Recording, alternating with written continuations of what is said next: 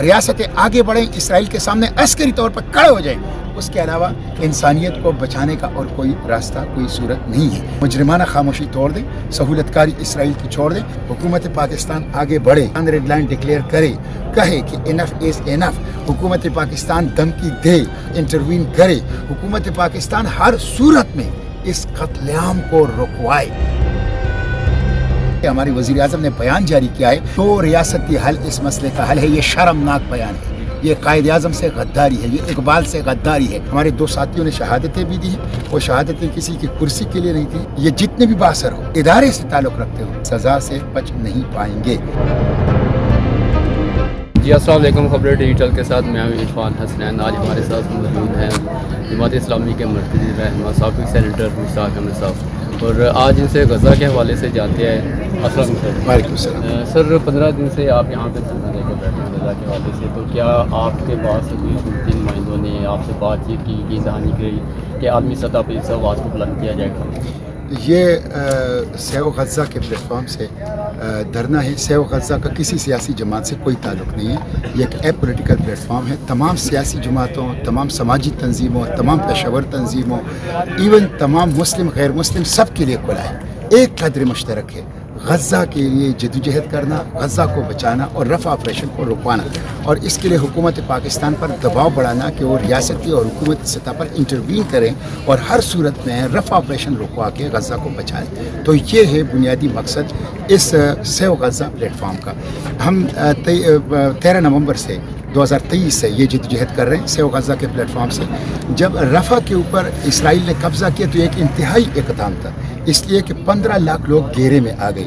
ان 15 لاکھ لوگوں کا اب دنیا سے رابطہ منقطع ہے. ان تک کوئی خوراک نہیں جا سکتا, کوئی چیز وہاں سے باہر نہیں آ سکتی, اور وہ اس وقت بھوک سے بھی مر رہے ہیں اور بارود سے بھی مر رہے ہیں. اس وقت 3 دن پہلے کی اپڈیٹس ہیں کہ یونائٹڈ نیشن کہہ رہا ہے کہ 6 لاکھ بچے اس وقت جو ہیں وہ on the verge of death due to hunger, بھوک کی وجہ سے وہ بالکل موت کے دہانے کے اوپر ہیں. اس وقت یونائٹڈ نیشن کہتی ہے کہ ان کو اپنی غذائی ضروریات پورا کرنے کے لیے 1500 ٹرک پر ڈے کی ضرورت ہے. ایک دن میں 1500 ٹرک خوراک کی ضرورت ہے, جبکہ ان کو 24 دنوں میں صرف 1400 ٹرک ملے گا. جہاں 1500 ٹرک روزانہ کی ضرورت ہے, وہاں 24 دنوں میں صرف 1400 ٹرک بدترین قسم کا قحط ہے. اور کل جو آپریشن جس طرح خیموں کے اوپر بمباری کی گئی, خیموں کے اوپر, اور جس میں BBC نے کہا ہے کہ زندہ جلا دیا گیا, بچوں کو دیکھا گیا ہے کہ ان کے گلے کاٹے گئے. یہ بدترین قسم کا ظلم, یہ کرائم اگینسٹ ہیومینٹی ہے. یہ بدترین قسم کی ایسی درندگی ہے جس کی مذمت اور جس کی بیان کے لیے کوئی الفاظ نہیں ہے. اس لیے اب کوئی حجت باقی نہیں رہی. حکومت پاکستان آگے بڑھے, حکومت پاکستان ریڈ لائن ڈکلیئر کرے, حکومت پاکستان کہے کہ انف از انف. حکومت پاکستان دھمکی دے, حکومت پاکستان انٹروین کرے, حکومت پاکستان ہر صورت میں اس قتل عام کو رکوائے. یہی ہمارا مطالبہ ہے. ہم 15 دنوں سے یہاں ہیں. ہمارے 2 ساتھیوں نے شہادتیں بھی دی ہیں.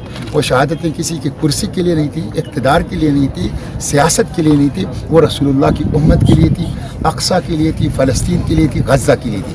اس لیے ان شہداء کے خون سے وفاداری کرتے ہوئے ہم غزہ, فلسطین اور اقصیٰ کے لیے اس جدوجہد کو جاری رکھیں گے.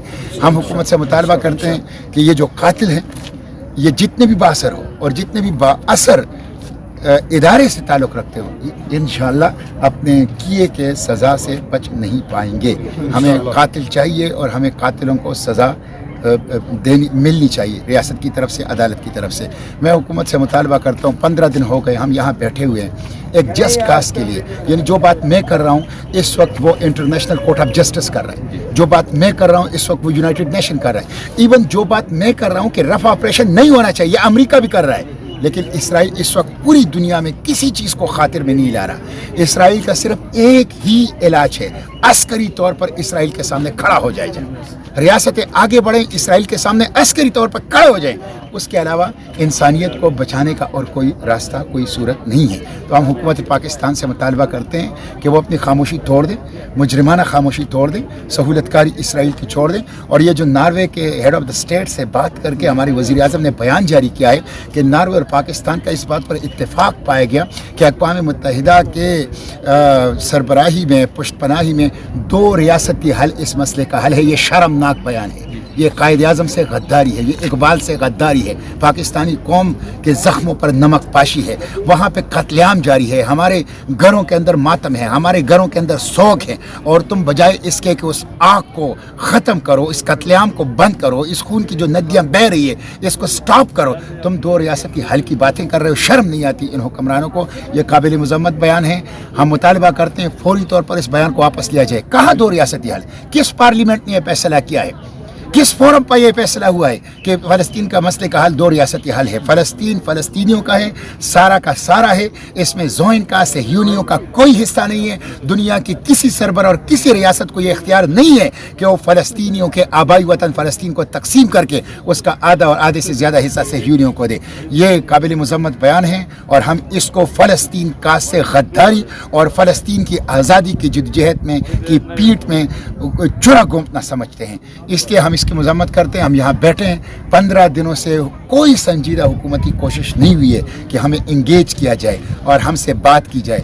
मैं इसलिए हुकूमत से कहता हूँ कि वो आग से न खेलें, ये न समझे कि यहाँ पे धरना जारी है और आपने सड़कें बंद कर ली हैं और आप इन सामने की ईवानों में ऐश इशरत कर रहे हैं, एयर कंडीशन कमरों में रह रहे हैं और ज़िंदगी को इंजॉय कर रहे हैं, और हम यहाँ बैठे होंगे यहाँ इस गर्मी में, ये ख़वातीन, ये बच्चे, ये बूढ़े, ये मुखलिस लोग। ऐसा नहीं होगा, ऐसा नहीं होगा। आप सब्र का इम्तिहान ना लें, अवाम का रुजू होगा, अवाम का समंदर आएगा, फिर इन ईवानों के अंदर आपको पनाह नहीं मिलेगी।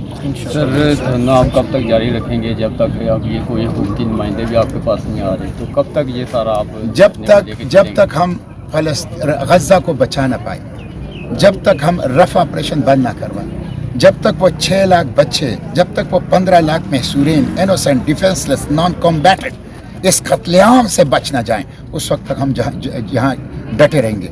अगर वो आग और बारूद के बारिश में डटे हुए हैं, अगर वो उस कत्लेआम और खून की नदियों के अंदर डटे हुए हैं, तो हम इस सड़क पर भी डटे हुए उनकी हिमायत के लिए इंशाल्लाह हम यहाँ डटे रहेंगे। 2 बच्चे इस धरने में शहीद हो चुके हैं, रात को, आधी रात को उनके लिए कानूनी कार्रवाई जारी है, और जिसका कि आप उससे सेटिस्फाई हैं? क्या आप हम हुकूमत की कार्रवाई से बिल्कुल सेटिस्फाई नहीं है।